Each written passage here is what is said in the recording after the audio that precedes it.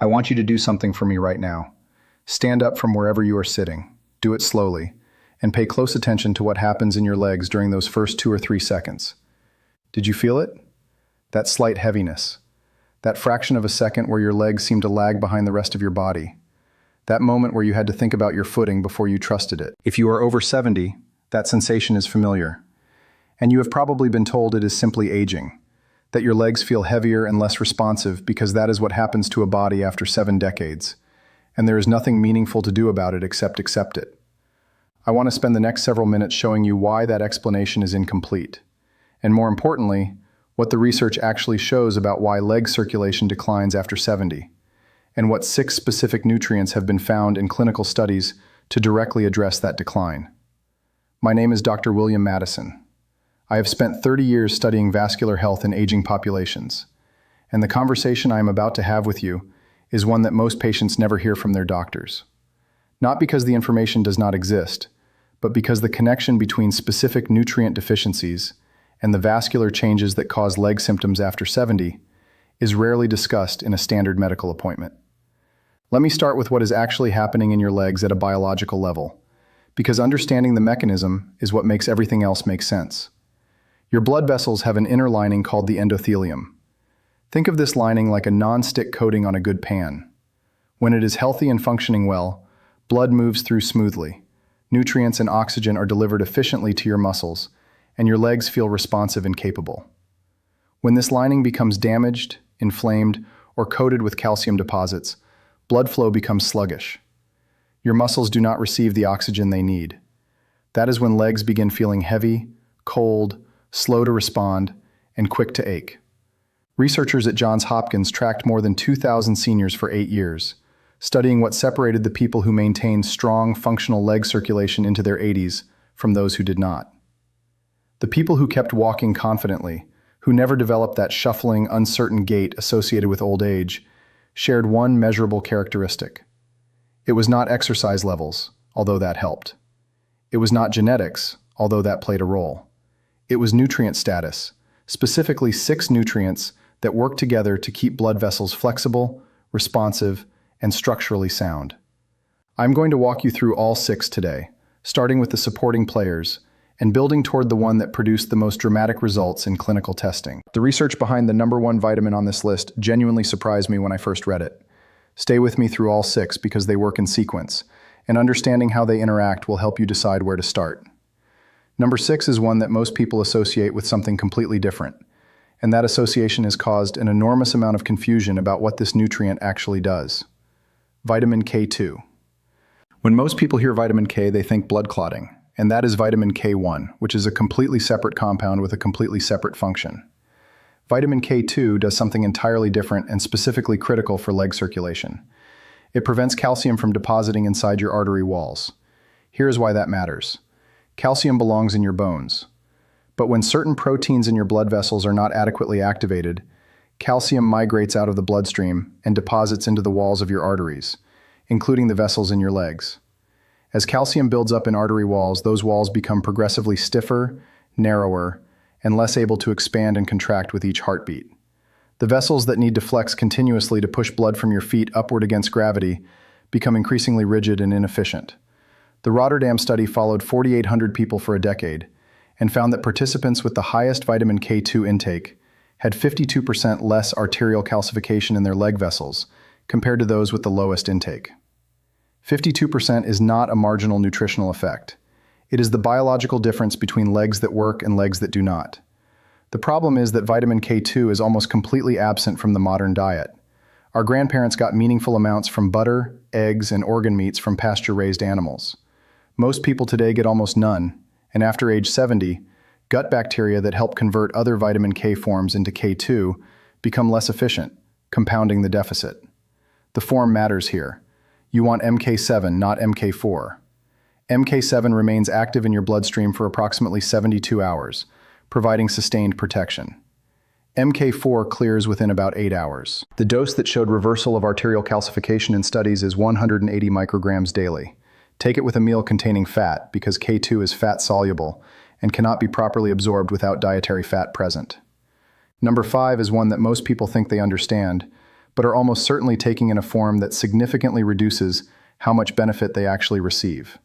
Vitamin E.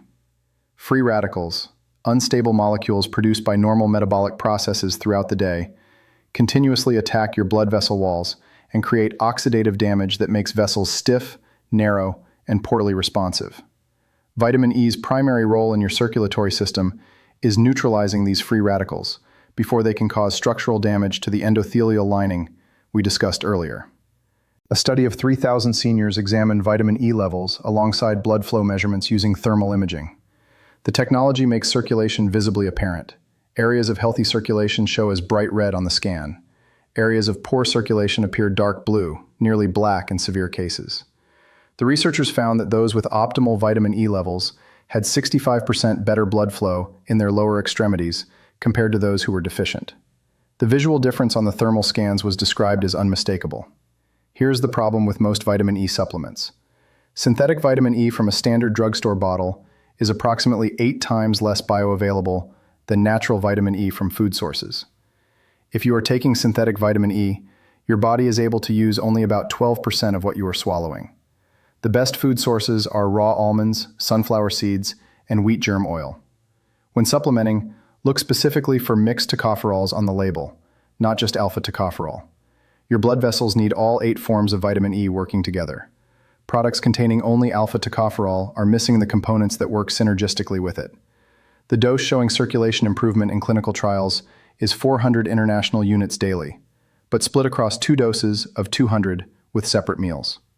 Taking the full amount at once exceeds your body's absorption capacity, and a significant portion is eliminated unused. Research showed that seniors who took vitamin E with their largest meal absorbed 73% more than those who took it on an empty stomach. Number 4 is one that people often dismiss as basic, but what it does specifically in the blood vessels of your legs after 70 is neither basic nor widely understood. Vitamin C.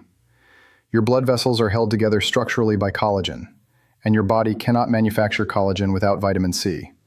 This is not a metaphor or an oversimplification. It is biochemically impossible to produce collagen in the absence of vitamin C. When your blood vessels are chronically undersupplied with the collagen precursors they need for ongoing structural maintenance, they become less elastic and less able to perform the continuous expansion and contraction required to move blood through your legs efficiently. Stanford researchers found that seniors with optimal vitamin C levels had blood vessels that were 40% more elastic compared to those who were deficient. 40% more able to flex and move, which is critical because your leg vessels need to expand and contract thousands of times per day to push blood back up to your heart against gravity. Vessels that have lost elasticity from inadequate collagen maintenance simply cannot do this job as well. The specific challenge with vitamin C is that it is water-soluble, meaning your body cannot store it. Whatever you take is used or eliminated within hours. Most people take one larger dose in the morning, their kidneys clear it within a few hours, and they spend the majority of the day in a low supply state. The divided dose protocol is significantly more effective. Instead of 500 milligrams once daily, take 200 milligrams 3 times daily with meals. This maintains steady blood levels throughout the day and gives your blood vessels continuous access to what they need for repair. Kiwi fruit is one of the most effective food sources, containing approximately 3 times more vitamin C than oranges, with a fiber binding that creates a time-release absorption effect over several hours. Red bell peppers are also exceptional because they contain both vitamin C and capsaicin, which produces a mild warming effect that directly dilates blood vessels. If you are supplementing, avoid standard ascorbic acid tablets, which are hard on the stomach and poorly absorbed. Look for buffered vitamin C or sodium ascorbate. Take it with foods containing bioflavonoids such as quercetin or rutin, which protect vitamin C from oxidation and significantly increase its effectiveness in tissue. Number 3 is where we move from foundational support to something you will actually feel in your legs within days of using it correctly. And for some people, within 30 minutes of the first dose. Vitamin B3, also known as niacin. Niacin does something that no other vitamin can do. It forces blood vessels to expand within minutes of taking it through a mechanism that creates what doctors call a flush response. Blood vessels throughout your body, including the smallest capillaries deep in your calves and feet, widen rapidly. Your skin turns warm and pink. That warmth is not a side effect to be managed. It is direct evidence of blood moving through vessels that may not have seen adequate flow in years. A study at the Cleveland Clinic gave seniors with poor leg circulation 500 milligrams of niacin daily and measured blood flow using ultrasound technology. The results showed a 180% increase in circulation to the lower legs within 6 weeks. Many participants reported that the chronic nighttime leg cramps that had been waking them for years resolved completely.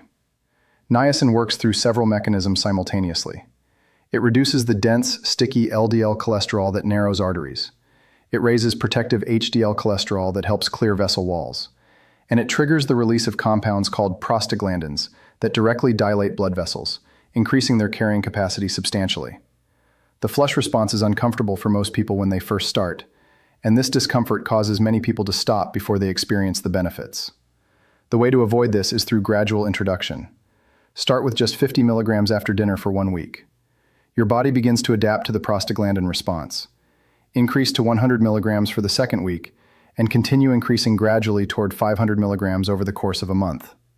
The immediate release form of niacin is more effective for circulation than extended release versions because it produces the flush that signals vessel dilation. Extended release forms are sometimes marketed as flush-free, but they deliver the B3 through a pathway that does not produce the same vessel dilating effect. One important practical note: if you are taking acid-blocking medications for reflux or heartburn, you may not be absorbing niacin from food sources effectively, because the B3 in food is bound to proteins that require stomach acid to release. In this case, supplementation becomes more important. Taking niacin alongside a low-dose aspirin of 81 milligrams reduces the intensity of the flush while actually enhancing the circulation benefit through aspirin's effect on platelet activity. Number 2 is technically a hormone that your body can produce on its own, but after age 70, most people produce far too little of it. And the consequences for leg circulation are severe and well documented. Vitamin D3. The Framingham Heart Study, one of the longest-running cardiovascular research programs in history, found that people over 75 with vitamin D levels below 30 nanograms per milliliter had 80% more arterial stiffness and 62% worse blood flow to their extremities compared to those with levels above 50. That difference translated directly into walking capacity. The people with optimal D3 levels were walking a mile, while the deficient group struggled to complete a short walk around the block. Here is the biological mechanism behind that difference. Your blood vessels have vitamin D receptors built into their walls. When these receptors are activated by adequate D3, they trigger production of nitric oxide, the molecule responsible for relaxing and dilating blood vessels. Nitric oxide allows blood to flow freely, even through the smallest capillaries in your toes. Without adequate D3, vessels cannot produce enough nitric oxide to maintain this relaxation response. They stay in a state of partial constriction, delivering less blood to the muscles and tissues of your legs. After age 75, your skin produces approximately 75% less vitamin D from sun exposure than it did when you were young. And that assumes you are getting meaningful sun exposure in the first place. The combination of reduced skin synthesis, reduced time outdoors, and the aging process itself means that most adults over 70 are meaningfully D3 deficient, regardless of diet.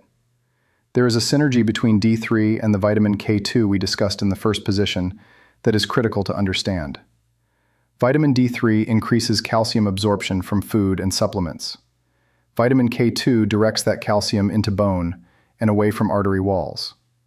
Taking D3 without adequate K2 can actually worsen the arterial calcification that damages leg circulation. These two nutrients need to be taken together. The protocol that research supports is 5,000 international units of D3 taken alongside 180 micrograms of K2-MK7 with a meal containing at least 15 grams of fat. D3 absorption increases by approximately 50% with a fat-containing meal compared to taking it without food. Whole eggs, avocado, and fatty fish are all excellent companions. Wild-caught salmon, sardines, and mackerel provide both D3 and omega-3 fatty acids that enhance D3's circulatory benefits. But the quantities required to maintain optimal blood levels through food alone would mean daily fish consumption, which is why supplementation is considered necessary for the majority of older adults. And now we arrive at number 1, the vitamin that, based on clinical trial data, produced the most dramatic improvements in leg blood flow of anything on this list, and the one that most patients I speak with have never been told is directly related to the way their legs feel. Vitamin B12. A Japanese study of 1,000 seniors found that correcting B12 deficiency increased leg blood flow by 400% within 12 weeks. 400%. Some participants in that study went from being unable to walk to their mailbox comfortably to completing 5-kilometer walks within 3 months of beginning proper B12 supplementation. I want to be honest with you about language here. These were people with documented significant B12 deficiency, and the improvements reflected correction of that specific deficiency. But the scale of the change in that study is an indicator of how profoundly this nutrient affects leg circulation when it has been chronically inadequate. B12 affects leg circulation through 3 distinct mechanisms, which is part of why its impact is so significant when it is adequately restored. First, B12 is essential for the production of red blood cells. Red blood cells are the vehicles that carry oxygen from your lungs to every tissue in your body, including your leg muscles. When B12 is deficient, red blood cell production is impaired. The cells that are produced are often abnormally large and fragile, making them less efficient at carrying oxygen and less able to squeeze through the smallest capillaries. Your leg muscles receive less oxygen per minute of blood flow, regardless of how much your heart is working. Second, B12 maintains the myelin sheath, the protective coating around the nerves that control your blood vessels. These nerves are what signal your vessels to dilate when your muscles need more blood, and to constrict when they need less. When the myelin sheath degrades from B12 deficiency, these nerve signals become less accurate and less timely. Your blood vessels lose some of their ability to respond appropriately to what your legs need in any given moment. Third, and this is the mechanism with the most direct vascular consequences, B12 is required to break down an amino acid called homocysteine. When B12 is deficient, homocysteine accumulates in the blood. Elevated homocysteine is directly toxic to the endothelial lining of blood vessels. It creates inflammation in the vessel wall, promotes the development of the narrowing and stiffening that reduces blood flow, and increases the risk of clot formation. Homocysteine is one of the most reliable predictors of cardiovascular and vascular disease risk in older adults, and B12 deficiency is one of its most common and most correctable causes. Here's the part of this story that most people find genuinely alarming when they hear it. After age 60, your stomach produces progressively less hydrochloric acid and less of a protein called intrinsic factor. Both of these are required to absorb B12 from food through the normal digestive route. By age 75, research suggests that up to 40% of older adults have B12 levels low enough to affect neurological function, and many of them are consuming adequate amounts of B12 in their diet. The food is there. The absorption capacity is not. You can eat liver every day and still be functionally B12 deficient because the mechanism for extracting it from food has declined. The symptoms of B12 deficiency in the legs are numbness, tingling, a persistent cold sensation, weakness, poor balance, and that burning that wakes people at night. These symptoms are widely attributed to normal aging. They are not. They are symptoms of nerve and vascular starvation for a nutrient that the body can no longer adequately extract from food. The standard blood test for B12 is also less reliable than most people assume because it measures both active and inactive forms of B12 in the blood simultaneously. You can receive a result that falls within the laboratory's normal range while still being functionally deficient at the cellular level. If you want an accurate picture of your B12 status, ask your doctor specifically for a methylmalonic acid test, abbreviated MMA. Elevated MMA is a direct indicator of functional B12 deficiency, even when the standard blood test looks acceptable. For supplementation, the delivery method matters as much as the dose. Standard B12 tablets that you swallow must survive stomach acid, compete for the declining intrinsic factor, and be absorbed through intestinal cells. In an older adult whose stomach already produces inadequate acid and intrinsic factor, this route delivers a small fraction of the labeled dose. Sublingual B12, meaning tablets or liquid that dissolve under the tongue, bypasses the digestive system entirely. The nutrient absorbs directly into the bloodstream through the dense network of blood vessels under the tongue. Research suggests sublingual delivery produces approximately 10 times better absorption than standard oral tablets in older adults with impaired stomach acid production. The form of B12 also matters significantly. Cyanocobalamin is the synthetic form found in most inexpensive supplements. Your body must convert it multiple times before it can be used, and this conversion becomes less efficient with age. Methylcobalamin is the biologically active form that your body can use immediately without conversion. For leg circulation and neurological health, methylcobalamin is the appropriate choice. The protocol that research supports is 1,000 micrograms of methylcobalamin sublingually every morning. Place it under your tongue and allow it to dissolve completely. Do not swallow it early. Most people notice their legs feeling warmer and more responsive within 2 weeks. Numbness and tingling typically begin to improve within 4 to 6 weeks. Walking distances that have not been manageable for some time often begin to improve meaningfully by the 3-month mark. Let me bring these 6 nutrients together now in a way that gives you a practical starting point rather than an overwhelming list. These 6 vitamins address leg circulation through 6 distinct but connected mechanisms. Vitamin K2 prevents calcium from hardening artery walls. Vitamin E protects the endothelial lining from oxidative damage. Vitamin C maintains the collagen structure that gives blood vessels their elasticity. Vitamin B3 actively dilates blood vessels and removes cholesterol buildup from vessel walls. Vitamin D3 activates the nitric oxide production that keeps vessels relaxed and open. And vitamin B12 ensures that red blood cells are produced properly, that the nerves controlling your vessels function accurately, and that homocysteine does not accumulate and damage the vascular walls you have been working to protect. None of these is a quick fix taken in isolation.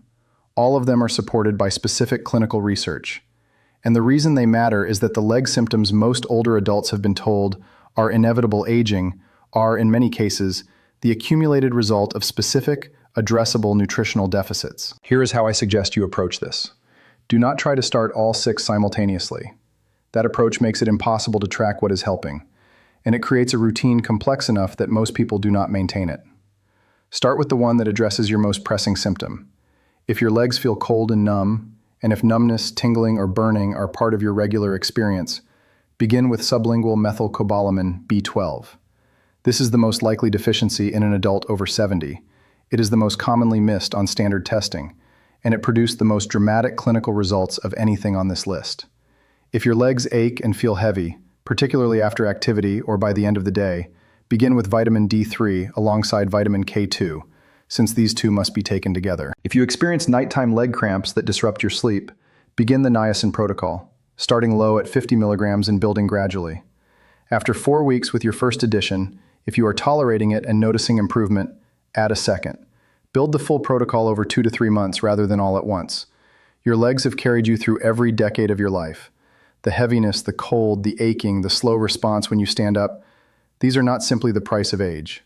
They are biological signals from a vascular system that is undersupplied with specific nutrients it needs to function. The research is there. The nutrients are available. And the difference between legs that work and legs that are declining is, in many cases, a difference you have the ability to influence. If this gave you something useful today, please share it with someone in your life who is over 70 and has been told their leg symptoms are simply aging. A parent who has stopped walking because their legs ache. A friend who has given up activities they loved because they do not trust their balance. Someone who deserves to know that the explanation they received may have been incomplete. I'm Dr. William Madison. Take care of your legs. They deserve to carry you forward for a long time yet. Take care of yourself, take care of the people around you, and I will see you in the next video.